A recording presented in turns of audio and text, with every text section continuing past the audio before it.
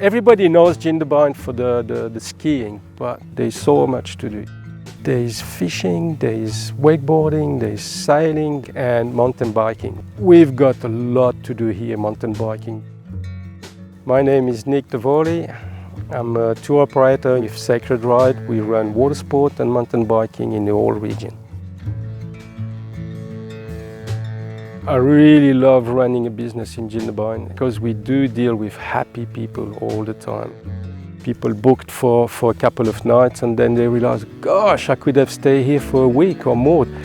There's so much to do. I don't think I know anyone who doesn't come back. Everybody do come back in Jindabyne and it's time to come back.